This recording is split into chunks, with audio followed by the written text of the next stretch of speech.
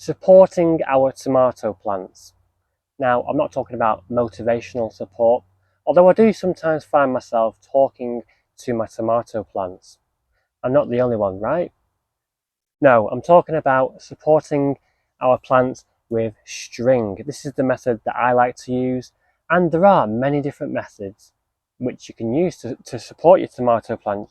You can use string, you could use bamboo canes, you could use a trellis, you could use a tomato cage, tomato halos. There are many different ways, but let me know in the comments below what method of supporting your tomato plants you use. You may use a method which I've not mentioned. There are many different ones.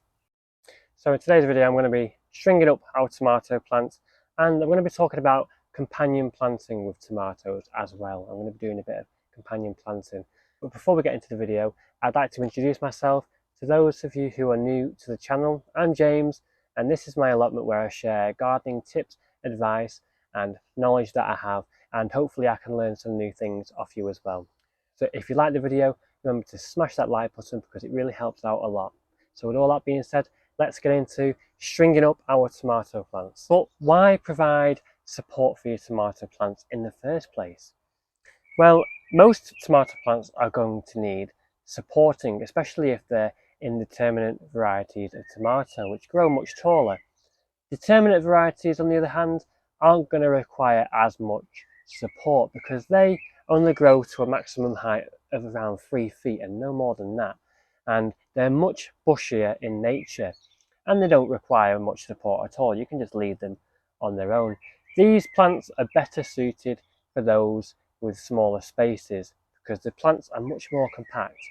They also will crop all at once as well. Rather than getting your fruit over a longer period of time, you would get them all at once. So with indeterminate varieties of tomatoes, they can grow to 6 feet or more and they will produce fruit up until the first frost.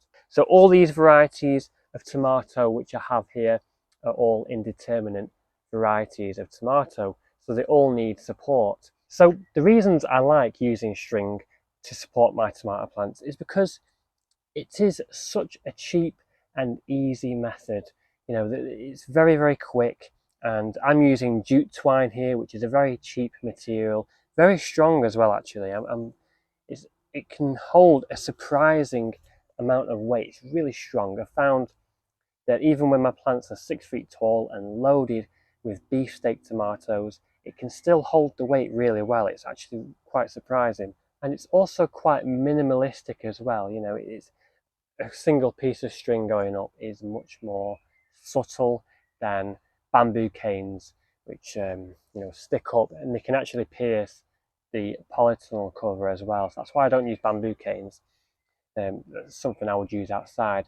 Okay, so we have our lovely tomato plant here, which was transplanted in here roughly 2 weeks ago.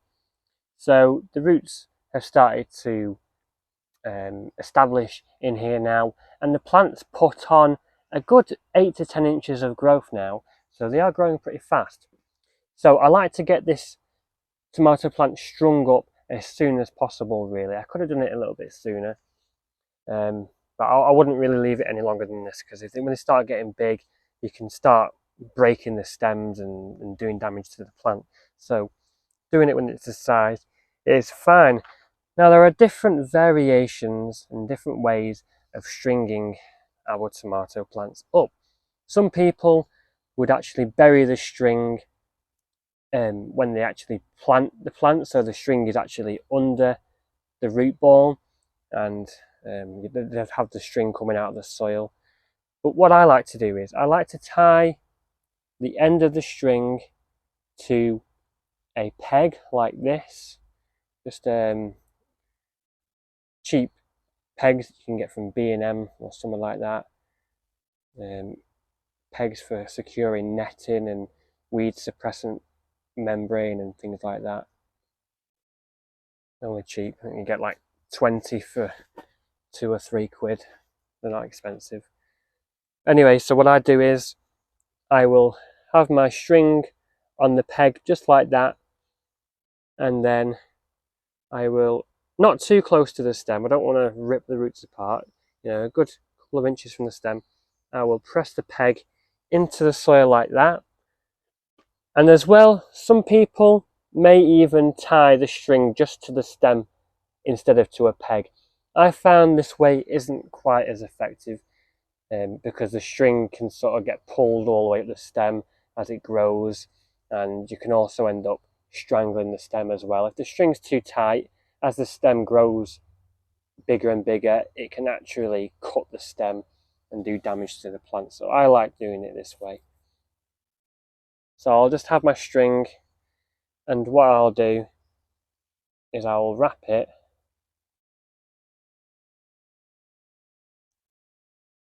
around the tomato stem like this. Not too tight, I don't want to pull at it.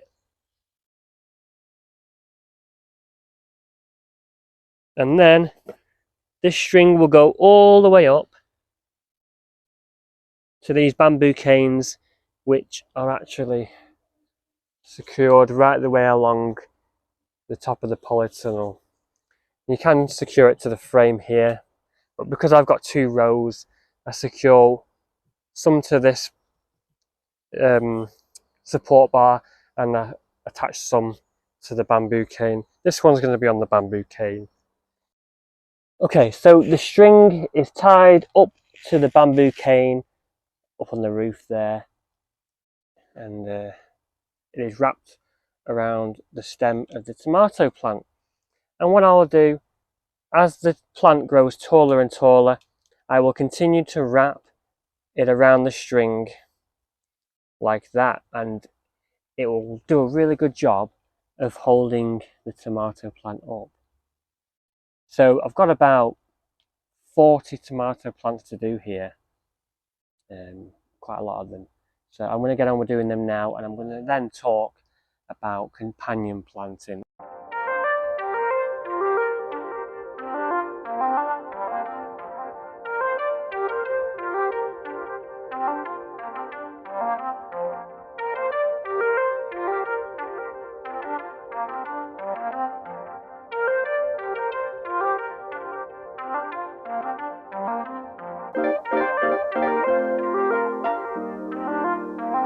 So I've made a good start stringing these up now, and I've actually run out of jute twine. Typical me.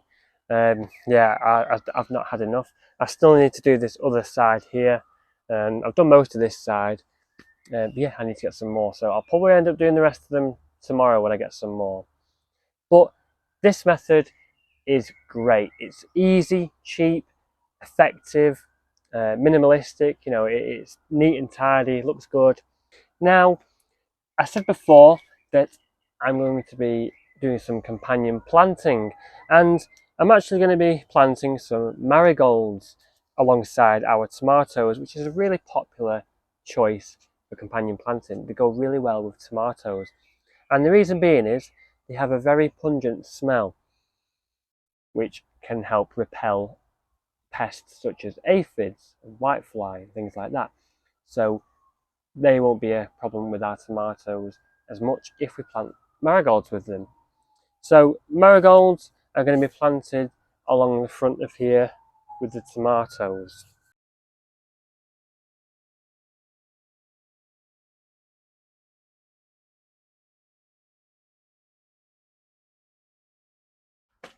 So I have planted a few marigolds in front of these tomatoes.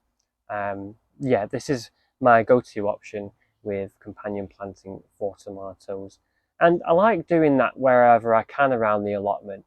That way it helps reduce the damage by pests. You know, there's some crops which will repel pests, and it's just all a big ecosystem, you know, with pest repellent, and you know, rather than using different chemicals and things like that to get rid of pests, companion planting works really well. There are many different examples, but this is one: marigolds and tomatoes.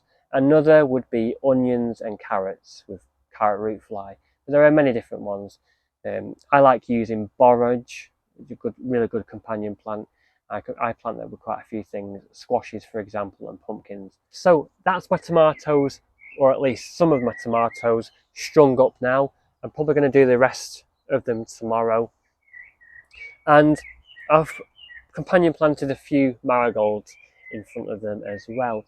Now I hope I've managed to provide you with some useful information which you can take away and also apply to your tomato plants in your garden as well. So if you like the video, hit the like button, and if you haven't already, subscribe to the channel so you can see when I upload new content just like this. So thank you very much for watching, and I hope to see you in the next one. Remember to stay safe and happy gardening. I'll see you in the next one.